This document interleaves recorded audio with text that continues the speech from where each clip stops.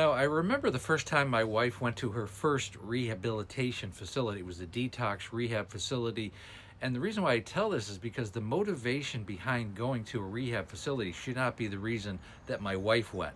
Now, she went because she had just gotten her first DUI a couple weeks beforehand, and she was very scared about the prospect of having to go to jail or fines or just having to go to court, essentially. And she had talked to a lawyer, and the lawyer said, well, it would look good if you went to a rehabilitation facility, which is never the best motivation. You should be going because you want to change your behavior in your life, not to make it look good to the court. And that really tended to be her motivation. She didn't drink for about 10 days after the DUI, and I've made videos on that particular DUI, but it became a motivation. I remember having the conversation with her, okay, it's time to go to a rehab, and she agreed. So I did have a little bit of an intervention in saying, this is really affecting us now because you're bringing legality into the situation. She didn't drink for about 10 days, and then she started up again right after getting that DUI. As traumatic as it was, because she did get arrested, she was in jail overnight, and then she started up again 10 days later, and that's when I intervened and said, it's time to go to, you got to go to a rehab.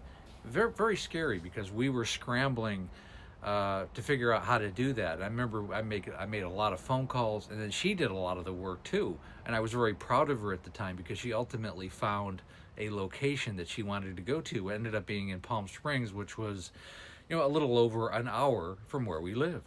I really tell this story because I know so many families don't really know what to do, where to go when this situation arrives, and they do realize that their family member needs to go to a rehab facility. Well, insurance covers it, and luckily my wife and I at the time were insurance brokers. I had a lot of insurance through my corporation, through some companies that I work for, but anybody that has healthcare insurance, we're talking about United States at least, it's covered underneath the mental health care side. And I think their deductible was like $300, and the actual cost is somewhere between $30,000 and $35,000. So you don't want to pay it out of pocket because you don't have to. Get insurance if you don't have it. It's worth getting just to get your loved one into a rehab.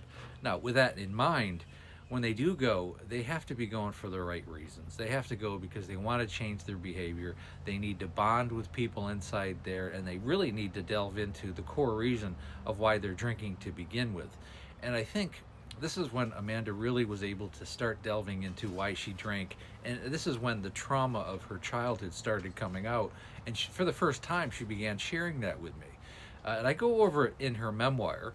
But when she was 16, she had a boyfriend, and it got a little bit too serious, and some other things happened, and her family essentially broke the two of them up, and they sent her away to an all-girls school about 500 miles north, and she was kind of expunged from her family, and it became very traumatic for her.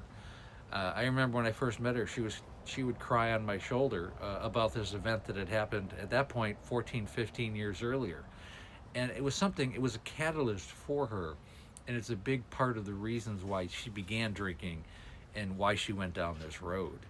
And it came out in the rehab facility. So there were some good things that did happen from going to that facility, but unfortunately, the motivation for going there shouldn't be, it looks good to the court so that you can get a lesser, penalties, lesser, situation when the judge decides what's going to happen with you because of your DUI.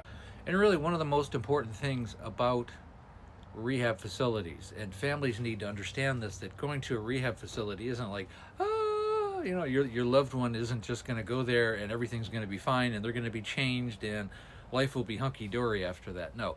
To quote Winston Churchill, it's not the beginning of the end. It's not even the beginning. It's the beginning of the beginning. And that's really what a rehab facility is. It's a Band-Aid. It gives the family a break. It gives the alcoholic the opportunity to work on themselves. They have a separation between themselves and the alcoholic. And in my foreword of my memoir, I really talk about this because I think this was Amanda's downfall ultimately, because the aftercare when she got out of a rehab facility, she just didn't follow up. She didn't go to the group meetings enough.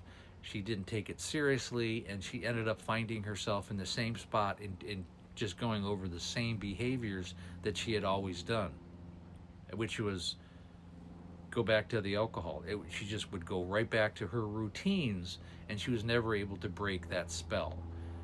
Understanding that as a family member is when they get out of that rehab, it is the most crucial time of that person's life. And that's when they need all the support, and that's when you really need to become a manager of that alcoholic in your family. You need to be like on top of them. You're going to a meeting tonight? Yes. Okay.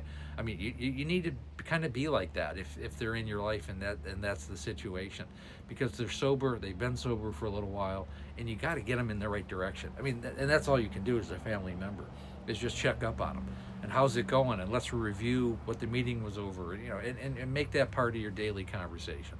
And really, above all, the alcoholic in your family has to meet you halfway. They have to be willing and able and have a desire to go to a detox rehab. I mean, you got to start somewhere. And again, that's not the answer for everybody, and I know it's not, but it's certainly, from a family perspective, having that 30-day break is huge for families, because it's a family disease.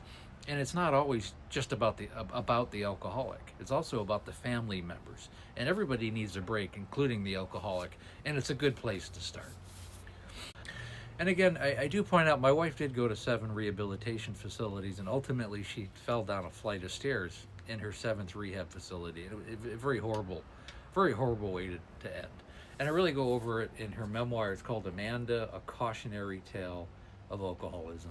It's the story of her life and our life together with our son, and all the ups and downs. It's an important story because it's from the perspective of the family. It's available on Amazon and my website. You can go to my Linktree. You can purchase it right off my website, Linktree website, and the button's right there. It's also on Amazon for the hard copy. Again, I go live Monday through Friday, right around 6 o'clock Pacific Standard Time, 9 o'clock Eastern. And we also have the Facebook group. It's called There's an Alcoholic in the Family. When you're ready to work with me one-on-one, again, click on the link tree in my bio. Set up a breakthrough call. It takes about 45 minutes to an hour. We do a deep dive into what's going on with you and your family.